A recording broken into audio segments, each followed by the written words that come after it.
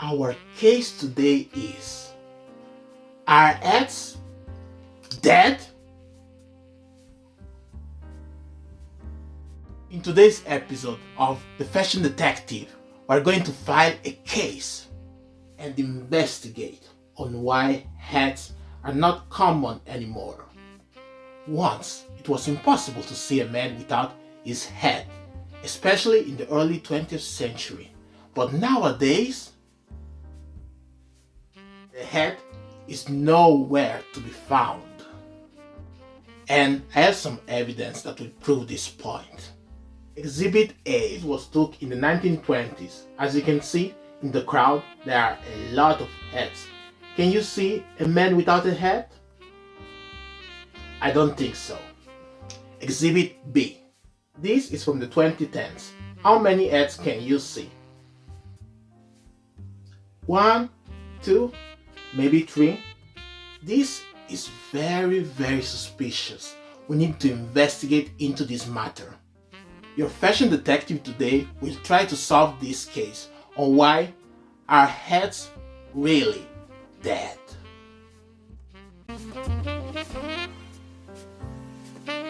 So, in today's video, we're going to investigate this big dilemma that is missing from most of our ads nowadays. Why men don't wear hats anymore? Let me clarify.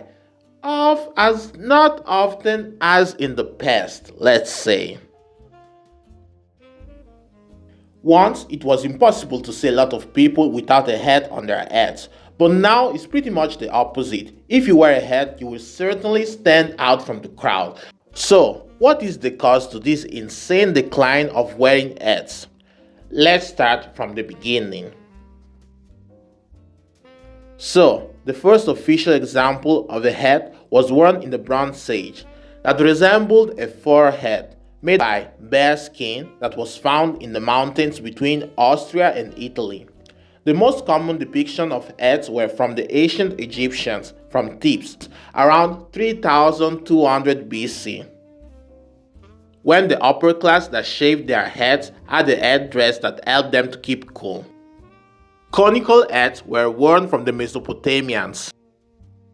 And in the Roman Empire, hats were worn like the pileus, the skull-like cap, and the Frisian cap that was worn by formerly enslaved Greeks and Romans. The petasos was the first hat with a brim, made by the Greeks.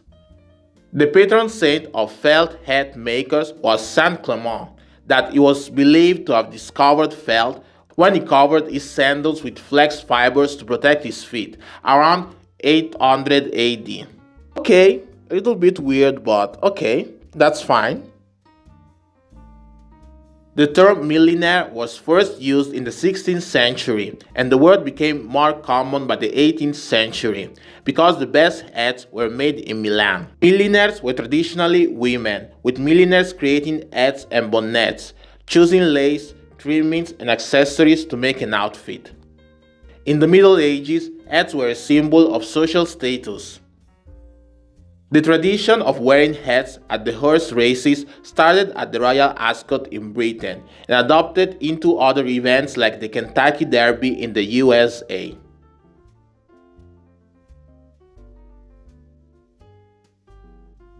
One of the most famous London actors is James Lock & Co. of St. James Street, that claims to be the oldest hat shop in the world still operating to this day. Borsalino is the oldest Italian company specialized in the making of hats in Italy that started in 1857 in Alessandria. So that means that it's like 167 years old. Wow! And it specialized in felt hats and dressed Hollywood stars like Humphrey Bogart and Ingrid Bergman in Casablanca, Alain Delon, Robert De Niro, Marcello Mastroianni, and many more. In the USA, Stetson was known for making cowboy hats and made hats for the Texas Rangers and the Royal Canadian Mounted Police. Men's hats were usually a statement piece. Like for example, the top hat that was worn from the aristocrats. Why did I say aristocrats? Aristocrat. aristocracy, people that were involved in trades and other professions from the mid 19th century. Wait a damn minute. You are wondering, you shouldn't start to tell us about the history of the various hats? Well, there are like 34 kind of different hats to my knowledge. So if I start saying the history of each hat, we stay here for like probably 4 hours, so I don't have that time. This would be a brief summary because the list is long, like beret, the top hat, Homburg, trilby, fedora, mariner's cap, baker's cap, newsboy hat, straw hat, Panama hat, and many more. So we'll try to be as quick as possible. Sorry for the break. Let's move on with the video. The term fedora was used as early as 1891. That comes from the title from a play by the dramatist Victorien Sardou, where the main character wore a soft-brimmed hat. The hat became trendy in men's fashion, especially with Prince Edward, Prince of Wales, wearing the fedora in 1924. Like, once again, Edward, Eddie, Ed, I don't know how you want to be called, but you're always the main inspo and fashion icon for the early 20th century. It became a staple of noir movies and gangsters. Then, the straw hat is a hat made of straw or straw-like materials that are designed to cover the face from direct sunlight. They have origins in the Royal Navy wear of the 19th century, and they were a popular alternative during the summer to the bowler hat. The bowler hat was made from William Coke. It's called also a Coke hat or derby. It's a hard felt hat with a rounded crown made in 1849 and became popular in the later part of the 19th century and the early 20th century. Worn by acts like Charlie Chaplin, Laurel and Hardy, Curly Howard, and more. The top hat was invented in France and became a staple in the 19th century. It's seen as a symbol of wealth and social status, and also to enhance the man wearing this hat. So essentially they thought that by wearing a top hat, you would become a stud. The Homburg comes from Germany, where it was originally a hunting headgear. It was popularized from the Prince of Wales, Edward the... Wait a damn minute. Does fashion run in the family? Like, damn, the royals were influencers for real. The baseball cap was made in the mid-1800s and worn by the Brooklyn Excelsiors. A pillbox version of the cap became trendy in the late 1800s. The Detroit Tigers became the first team to have a mascot on their cap. It became more structured in the 1940s, and the brim became more prominent to protect the players from direct sunlight. The beret has been worn since the Bronze Age, like a similar model to the beret. And Rembrandt, I'm not French, so sorry for the pronunciation, popularized the association between artists and berets. The Basque beret production for the masses started in the 19th century in southern France and the north of Spain. It has been worn since the 1920s and became a fashion statement. Trilby hats were worn from artists and people from the countryside. Thank you for the wonderful intro, detective. So, I'm a certified fashion historian since 1990. I can't even remember actually. So after digging through the archive that actually I will show you. This was the archive plus the net. So yes, this is why I have those gloves because it's so fragile. So let's get down to business. So wait. So you did this project all alone by yourself? Yes, I did it by myself this morning with some paper. As you can see, because the show doesn't have a budget. The show doesn't have a budget for a better service, so this is what I've got. So those were the 4 main theories that came up through the articles, and those are the theories, as you can see. So let's dive into those theories. The first theory is, what is this? Yeah, this is my drawing. What is this? Come on, it's easy. It's a car. Cars and transportation were the first theory that came up through my digging and my research. So you will probably ask me, why are the cars the first theory for the end, actually the death of heads? Well, because cars got into the way because the roof of the car and the space between our head is too small, so wearing a hat while driving is very uncomfortable. So if you want to drive, you will just put away your hat.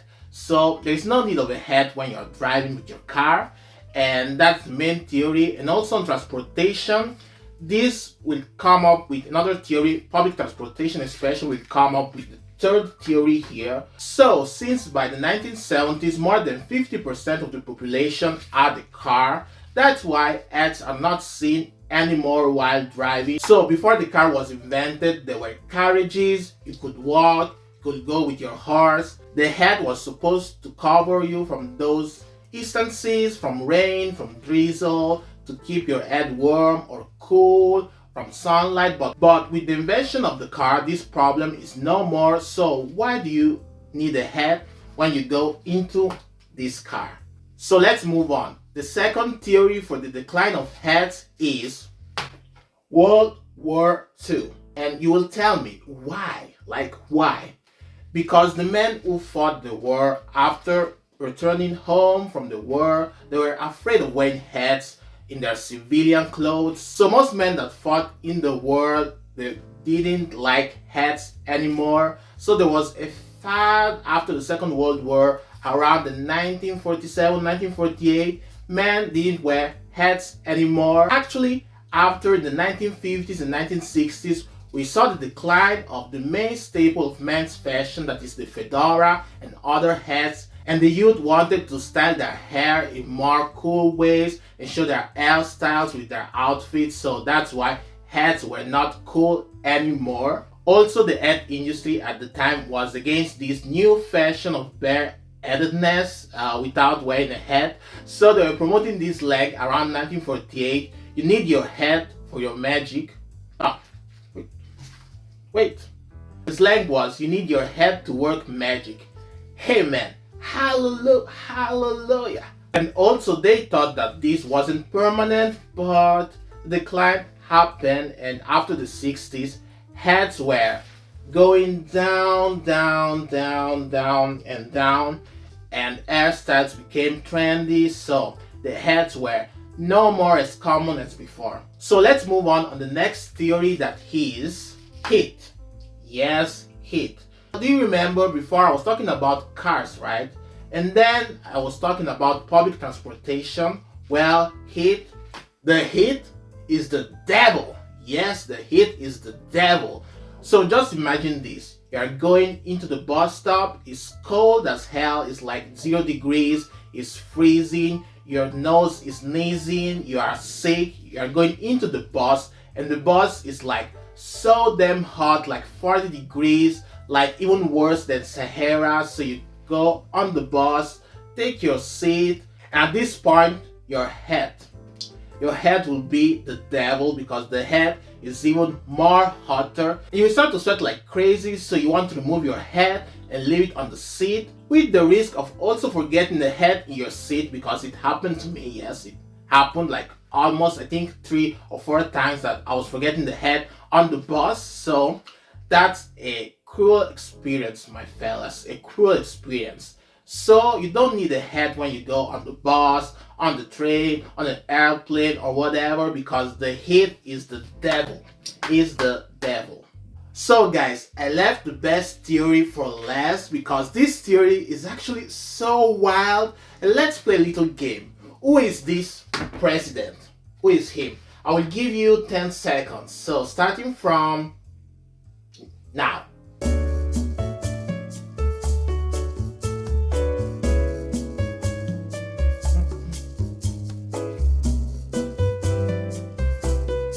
Okay, you got it. This is my drawing. Yes, I'm an artist. So yeah, if you said Reagan, you're wrong. If you said Bush, you're wrong. If you said Theodore Roosevelt, you're wrong. This is JFK, John F. Kennedy. What? John F. Kennedy? It ain't possible. This is BS, total BS. Yes, JFK was one of the main causes for the death of heads, my fellas. Yes, this is crazy. This is a crazy theory. So, the theory is that JFK was the first president to go without hat on his first day on the job. Like usually presidents would wear their top hat on the first day on the job, but JFK was like, nah, I'm going bold and I'm going strong. So after JFK pulled that insane combo move, the other presidents that came after JFK went without a hat. So he was the real fashionista of the US presidency, if I can say that, yes. Stylish, good looking, and hip. So the youth wanted to follow his footsteps and wanted to go without their hats. So all the older generation in the 60s wore hats still. And JFK was the first step to the decline of hats. So yeah, also politics is involved in this death of hats, my fellas. And those are the 4 main theories on why the hat is no more. Like not no more, but not common as before. Yes, plot twist, I have my theory on why hats are dead.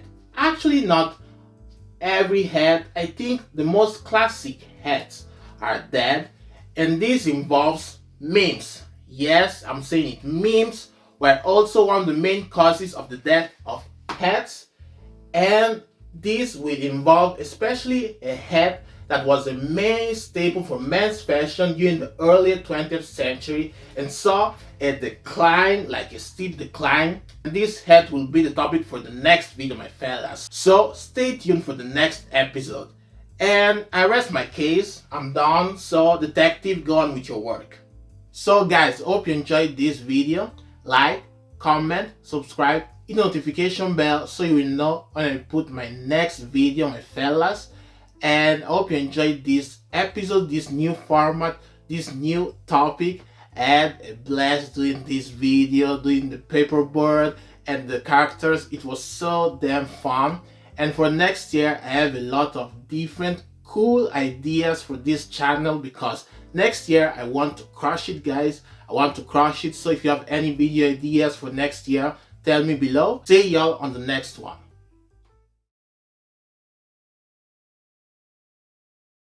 Welcome to the bonus section of this video. If you were paying attention, you can see that on the title, like beside the title, there are some major figures that are wearing hats. So let's play a little game. Who is this man? Zoom in, please. Spike Lee. Yes, you're right. And who is this man right here? If you are a major K-pop fan, you must know this guy right here. Yes, Mark Lee from NCT. Who is this man right here? Yes, Kobe Bryant. Then we have this man right here. Yes, I think the print is not that good, but zoom in, please. Paul Simonon from The Clash. And then we have this man right here. Yeah, I think it's a difficult one maybe for some of you, but it's James Stewart, a famous actor in the 30s, 40s, and 50s especially. Come on, I did also a video on him. James Dean, you are right. Who did 6 out of 6 will receive a star, and your fashionista student will see y'all on the next episode.